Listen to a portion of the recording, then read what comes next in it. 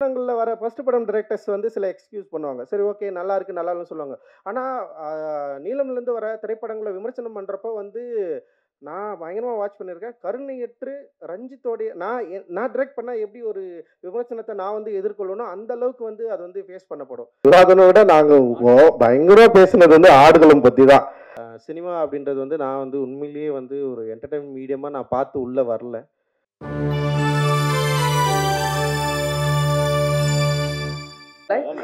நீங்க இல்ல, ரஞ்சித் சார். நீலம் முகவரி பா ரஞ்சித் அவர்களை பேச அழைக்கிறோம்.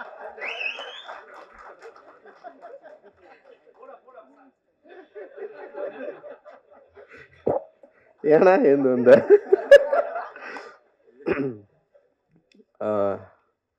ஜெய்பீம், ரொம்ப சந்தோஷம், மகிழ்ச்சி உங்களை எல்லாரும் பாட்டில் ராதா அப்படின்ற ஒரு நிகழ்வில் சந்திக்கிறதுல. அண்ட் வந்து ஆக்சுவலி தினகரன் வந்து பயங்கர பிளஸ்டுன்னு நினைக்கிறேன். முக்கியமான சம்பவக்காரங்கள்லாம் இங்கே இருக்காங்க. அவங்களாம் படம் பார்த்துட்டு வந்து தினகரனை விஷ் பண்ணுறது, குறிப்பாக எனக்கு வந்து தமிழ் சினிமாவை வந்து வேற மாதிரி மாற்றி விட்டவங்க இங்கே வந்து இருக்கிறது, அதுவும் படம் ரிலீஸ் முன்னாடியே வந்து தினகரை பிளஸ் பண்ணுறது அப்படின்றது வந்து ரொம்ப சந்தோஷம். நன்றி sir, thank you thank you. Lingusamy sir, Ameer sir, Vetri அண்ணா, மிஸ்கின் அண்ணா,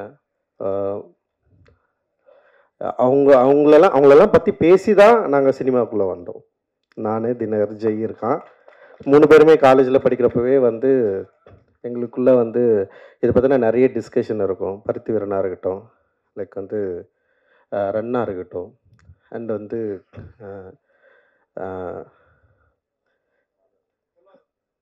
இல்லை இல்லை ஒரு எமோஷ்னலாக இருக்கு.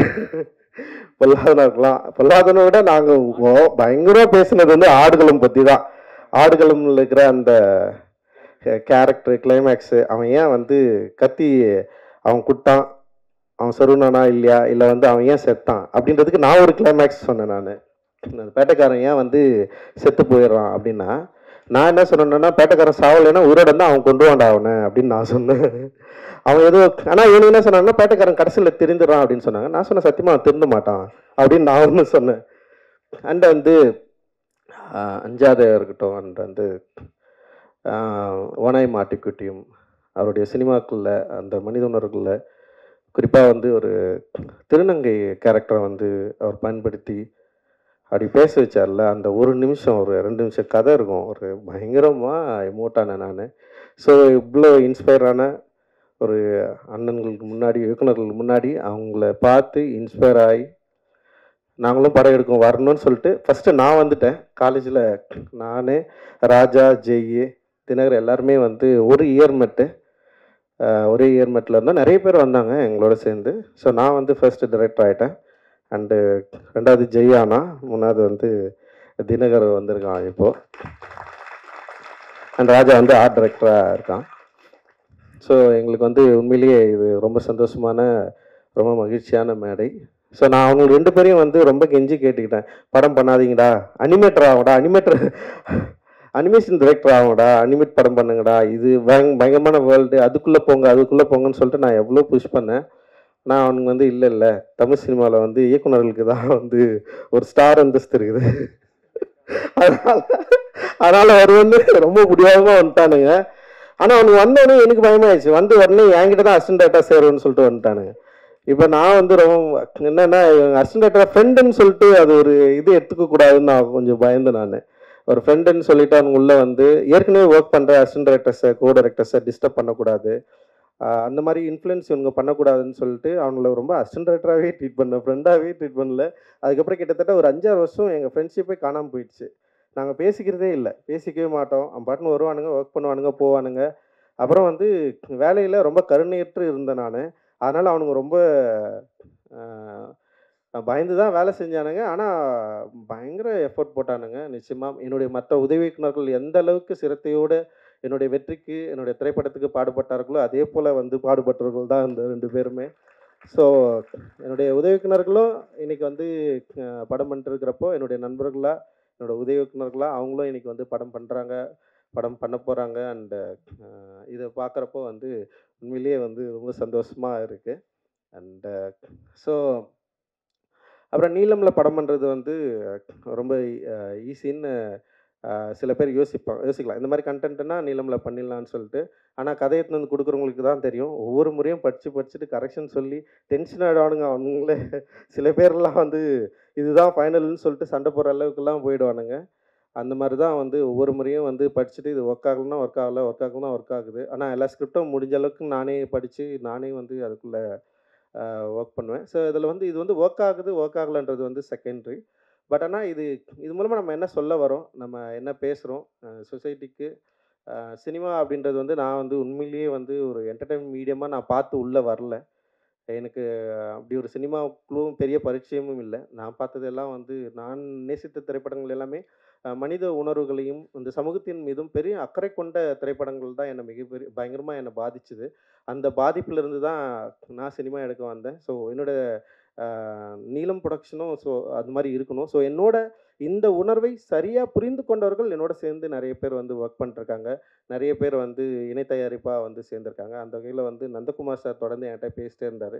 ஸோ அப்படி தான் வந்து நான் அவர்கிட்ட வந்து ஒரு 2 தினகர் தான் வந்து டைரக்டர் முடிவானதுக்கப்புறம் ஒரு 2 கதை வந்து அவங்களுக்கு வந்து அனுப்பிச்சு வச்சேன். ஸோ அதில் வந்து பாட்டில் ராதாவை பண்ணலான்னு சொல்லிட்டு அவங்களும் முடிவு பண்ணாங்க. நானுமே முடிவு பண்ணேன். ஸோ அப்படி தான் இது எடுக்கப்பட்டது. ஸோ தினகர் மேலே எனக்கு கொஞ்சம் பயம் தான் இருந்தது. ஏன்னா அவன் ஷார்ட் ஃபிலிமை பார்த்து பயந்தவன் நான். ஜெய் மேலே எனக்கு அந்த பயம் இல்லை. ஏன்னா ஜெய் வந்து ஒரு டாக்குமெண்ட்ரி பண்ணியிருந்தான். பிவேர் ஆஃப் டாக்ஸ்ன்னு சொல்லிட்டு பயங்கர அட்டகாசமான ஒரு படம் அது. நான் அவன்கிட்ட வந்து நீ இப்படி ஒரு ராவா ஆயிடுறான்னா அவன் வந்து பயங்கர என்டர்டெயினாக வந்து ப்ளூ ஸ்டார்னு ஒன்று எடுத்துட்டான். இவன் வந்து எப்படின்னா பயங்கர லவ்வு ஒரு என்டர்டெயினாக தான் இருப்பான் அப்படின்னு பார்த்தா இவன் பயங்கர எமோஷ்னலான ஒரு படம் எடுத்துன்னு வந்திருக்கான். டோட்டல் கான்ட்ராஸ்ட் 2 பேருமே. அண்ட் வந்து அது என்ன ஃபர்ஸ்ட் டைம் வந்து நான் படம் பார்த்து முடிச்சதுன்னே வந்து பார்த்தா வெல் எக்யூப்டு ஒரு படமாக அது இருந்தது. டெக்னிக்கலாகவும் சரி, ஆர்டிஸ்ட்டு நடித்தது. ஸோ இதெல்லாம் ரொம்ப என்ஜாய் பண்ணேன். ஏன்னா அவனுடைய ஃபஸ்ட்டு ஷார்ட் ஃபிலிம் பார்த்துட்டு பயங்கர கொடூரமாக இருந்தது. அப்புறம் ஒரு டைரக்டராக எவ்வளோ கொடூரக்காரனாக இருந்தான்னு அவனை பற்றி எல்லாருமே சொல்லிட்டு இருந்தாங்க. நடிக்க தெரியாத ஒரு சின்ன பையனை வந்து கொடுமைப்படுத்தியிருக்கான் அவன்.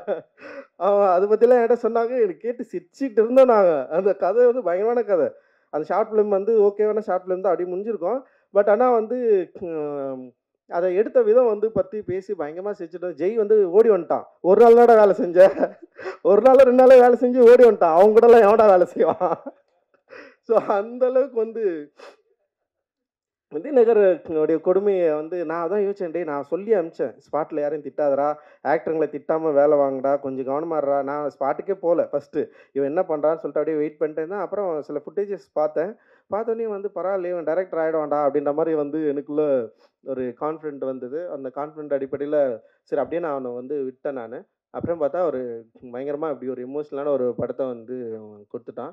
அண்ட் வந்து உண்மையிலேயே எனக்கு ரொம்ப சந்தோஷமாக இருந்தது. ஸோ இந்த படம் நிச்சயமா வந்து ஆடியன்ஸை என்கேஜ் பண்ணும். அதே நேரத்தில வந்து எமோட்டிவாவும் அண்ட் ஒரு விழிப்புணர்வாவும் ஆக்கும் அப்படின்றதுல வந்து எங்களுக்கு வந்து ஒரு பெரிய நம்பிக்கை இருக்கு. நான் வந்து 12th படிக்கிறப்போ தனியா ஒரு நைட்ல உட்காந்து ஒரு நாள் வந்து சூசைட் பண்ணிக்கலாம்னு யோசிச்சேன். அது என்னன்னா வந்து இதுதான். என் வீட்ல வந்து அ எங்க அம்மா ரொம்ப கஷ்டப்பட்டுட்டே இருப்பாங்க. எப்ப பார்த்தாலும். அழுதுன்னே இருப்பாங்களா, அது வந்து பார்க்கவே முடியாது என்னால. ஸோ அது வந்து திடீர்னு என்ன வந்து பயங்கர ஒரு எமோஷனல் ஆக்கி விட்டுச்சு. அப்புறம் வந்து அந்த அந்த மாதிரி ஒரு ஏஜுக்கு போயிட்டேன்.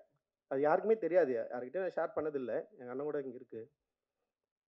ஸோ அது வந்து எவ்வளவு கொடுமையானதுன்றத வந்து நேரடியா நின்னு அனுபவிச்சவன். ஸோ இவன் வந்து ஒரு ஸ்கிரிப்ட் அப்படி எடுத்துட்டு வந்து குடுத்தவனே நான் அத படிச்சு வந்து எனக்கு பயங்கரமா என்ஜாய் பண்ணேன் நானு. எப்புட்றா அவன் இத எழுதுனான்? எப்படி இந்த லாங்குவேஜ புடிச்சான்? எப்படி இத பேசுறத வந்து அவன் வந்து அந்த டயலாக்ஸ எப்படி அந்த நுவான்சஸ எப்படி வந்து புடிச்சான்? அண்ட் வந்து அதுல வந்து அஞ்சலை இருக்குதுல்ல, அஞ்சலை தான் என் அம்மா. நான் என்னுடைய ஆசையே என்னன்னா, என் அம்மா வந்து கஷ்டப்பட்ட மாரி என் பொண்டாட்டி கஷ்டப்படக்கூடாது. என் புள்ளைங்க கஷ்டப்படக்கூடாது. அதுதான் நான் வந்து பயங்கரமா ஏன்னா ஊர்ல ஒரு கொண்டாட்டம், ஒரு திருவிழான்னா எல்லார் வீடும் சந்தோஷமா இருக்கும். ஆனா எங்க அப்பா எங்கள பயங்கர சந்தோஷமா எங்க அப்பா மாரி எங்கள வளர்த்தது கிடையாது. யார் வீட்டாண்ட போய் எங்கள நிக்க வச்சது கிடையாது. சாப்பாடுக்கும் சரி, படிப்புக்கும் சரி பயங்கரமா பார்த்துப்பாரு. எங்களோட ட்ரெஸ் எல்லாம் வந்து எங்க அப்பா அவ்ளோ எங்கள பத்தி யோசிப்பாரு. கல்விய பத்தி எல்லாத்த பத்தி யோசிப்பாரு. ஆனா குடின்னு வரப்போ வந்து அவரு இழந்துருவாரு எங்க அப்பா. ஆனா கடைசி காலத்துல அவரு வாழணும்னு நெனச்சாரு. நான் இப்படி ஒரு பொசிஷன் வந்ததுக்கப்புறம் நான் இன்னும் கொஞ்ச நாள் நான் உயிரோட இருக்கணும்டா அப்படின்னு ஆசைப்பட்டாரு. பட் அவருடைய லிவர் ஃபெயிலியரில் தான் அப்பா வந்து இறந்துட்டாரு. அது ஆக்சுவலி வந்து ஒரு 6 மந்த்ஸ் டைம் கொடுத்தாங்க. பார்த்தா 1 வீக்லேயே வந்து இறந்துட்டாரு. ஸோ அது ரொம்ப ஒரு கவலையான ஒரு ஒரு விஷயமா எனக்கு இருந்தது. ஆனால் தெரில, நான் அந்த டைமில் எங்கள் வீட்டில் வந்து ஒரு ஜிம் மாதிரி செஞ்சு வச்சுருந்தோம். இந்த இடத்துல உட்காந்து ஒரு இருட்டில் வந்து நான் தனியாக உட்காந்து யோசிச்சுட்டு இருந்தேன். பட் ஆனால் அதுக்கப்புறம் வந்து நான் எப்படி அதுலேருந்து மீண்டு வந்தேன்னு எனக்கு தெரில. வெறும் அந்த நிமிஷம் மட்டும் எனக்கு ஞாபகம் இருக்குது. ஸோ அதுக்கப்புறம் நான் பொதுவாக எங்கள் வீட்டில் அதிகமாக இல்லை. எங்கள் அப்பாவுடைய ஸோ இந்த மாதிரியான பிரச்சனைகள் அதிகமாக ஹேண்டில் பண்ணது வந்து எங்கள் அம்மா, எங்கள் அண்ணன், என் தம்பி இவங்க தான் வந்து பயங்கரமாக அதுக்குள்ளே இருந்தாங்க. நான் வந்து பொதுவாக வீட்டிலேயே இருக்க மாட்டேன். வெளியிலேயே தான் இருந்தேன் நான் படித்ததுலேருந்து எல்லாமே. ஸோ அதனால் வந்து ஓரளவுக்கு நான் தப்பிச்சு தான் இருந்தேன் நான். பட் ஆனால் வந்து அந்த எமோஷனை என்னால் படிக்க முடிஞ்சுது. நாட் ஒன்லி என்னோட அப்பா, தினகரோட அப்பா கூட சொல்லலாம். லைக் நெறைய நெறைய பேர நாங்க அப்படியே கிட்ட இருந்து பார்த்துருக்குறோம். அண்ட் வந்து இது குடி நோயின்றத வந்து அண்டர்ஸ்டாண்ட் பண்றதுக்கே வந்து ரொம்ப நாள் ஆச்சு. குடிகாரங்கள பார்த்தா நமக்கு வந்து கோவம் வரும். ஏன் இப்படி பண்றாங்க? ஏன் இப்படி பண்றாங்கன்னா, அப்படி கிடையாது. அது ஒரு நோய், ஒரு ஹேபிட்டா மாறி வந்து அவங்க வந்து அவங்கள இழந்து அவங்க எப்படி வந்து ரியாக்ட் பண்றாங்கன்றத வந்து சம்டைம்ஸ் வந்து நம்ம அத அண்டர்ஸ்டாண்ட் பண்ணிக்கிறதுக்கே ரொம்ப டைம் எடுக்கும். ஸோ அப்படிதான் அப்படி ஒரு படத்த நம்ம எடுக்குறோம். அப்படி ஒரு படத்த வந்து நம்ம வந்து ஹேண்டில் பண்றோம். இது கரெக்ட்டா கொண்டு போய் சேர்க்கணும் அப்படின்ற ஒரு பயம் இருந்தது. ஆனா, இன்னைக்கு தேதியில வந்து சின்ன படங்கள கொண்டு வந்து தியேட்டர்ல சேர்க்கிறது வந்து மிகப்பெரிய சவாலா இருக்கு. அண்ட் ஓடிடிலயும் வந்து இந்த படத்த வந்து விக்கிறதுங்களும் வந்து பயங்கர சவாலான ஒரு இடத்த நோக்கி நகர்ந்திருக்கு. அந்த தியேட்டர் ரிலீஸ வந்து உண்மையிலேயே நெனச்சு பார்க்குறப்பயே வந்து ரொம்ப பயமா இருக்கு. அது இத்தனை திரைப்படங்கள தயாரிச்ச நீலம் புரொடக்ஷன் அண்ட் வந்து ஒரு இயக்குனரா பரவலா தெரிந்திருக்கிற ஒரு என்கிட்ட இருந்து கூட ஒரு படத்த வந்து ரொம்ப இலகுவா ஒரு படத்த வந்து ரிலீஸ் பண்றது அப்படின்றது ஒரு பெரிய சேலஞ்சிங் வந்து கிரியேட் பண்ணியிருக்கு. ஆனா வந்து இந்த சேலஞ்சோட நாங்க பயப்படல. சரி, ஓகே, இப்படி ஒரு சேலஞ்ச் இருக்கு. அதனால வந்து நம்ம வந்து ஒரு வணிக ரீதியாவோ, இல்ல வந்து அப்படி ஒரு படங்கள் எடுக்கக்கூடாதுன்னு நான் என்னைக்கும் அதுக்கு எதிரானவன் கிடையாது. பட் ஆனா வந்து அப்படி ஒரு திரைப்படங்கள் எடுக்கிறதுக்கான ஒரு வாய்ப்புகள் இருந்துமே ரொம்ப ஸ்ட்ரிக்ட்டா சில ரூல்ஸ டிசைட் பண்ணி, சில லிமிட்டேஷன கிரியேட் பண்ணி, இப்படி ஒரு திரைப்படங்கள் தான் எடுக்கணும், இப்படி தான் இருக்கணும். என்ன சவாலா இருந்தாலும், இப்ப என்னுடைய எல்லா திரைப்படங்களும் வந்து வெற்றி தோல்விய மீறி ஆடியன்ஸ் இத எப்படி அக்செப்ட் பண்றாங்க தான் நாங்க பார்த்துட்டே இருக்கிறோம். இதோட வெற்றியோட ரேஷியோ வந்து எப்படின்னா, ஒவ்வொரு படத்துக்கும் மாறுபடும். எல்லா படங்களுமே வந்து லாபகரமான படங்களா அப்படின்னா வந்து, அதுல சில கேள்விகள் இருக்கு. ஆனா எல்லா படங்களும் தோல்வி படமாலாம் இல்ல. அது எந்த வகையிலனா, வணிக ரீதியா நாங்கள் வந்து லாபம் ஈட்டாமல் போயிருக்கலாம்.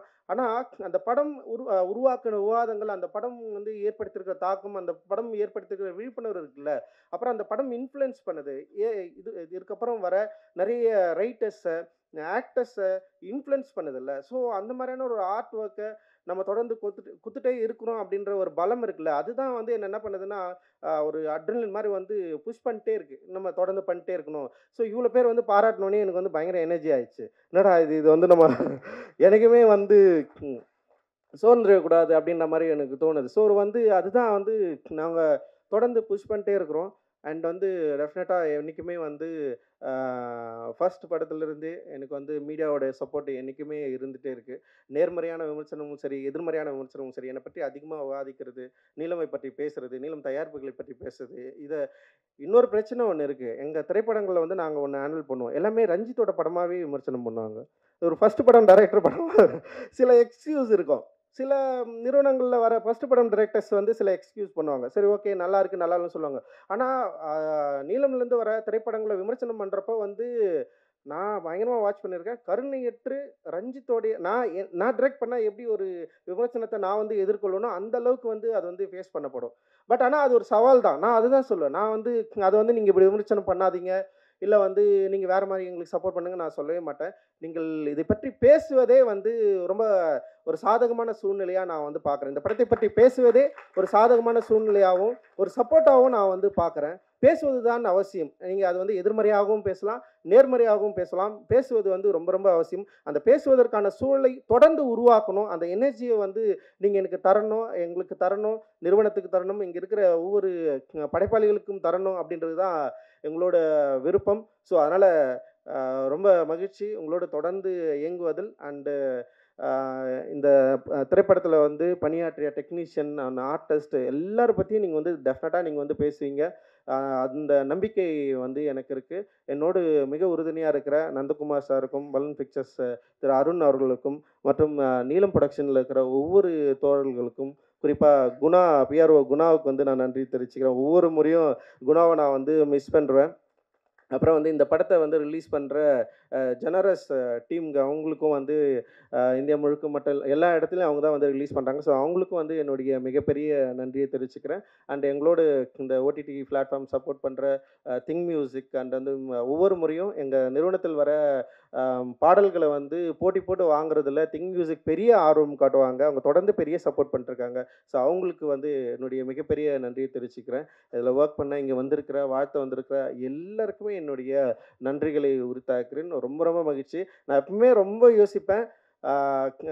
ஏன்னா நம்ம பெரிதும் மதிக்கிறவர்களை வந்து நான் கூப்பிட்றதுக்கு வந்து ஒரு வேலிடான படங்களை பண்ணணும்னு நான் எப்பவுமே யோசிப்பேன். ஸோ அந்த பெரும் திருப்தி எனக்கு இருக்கு.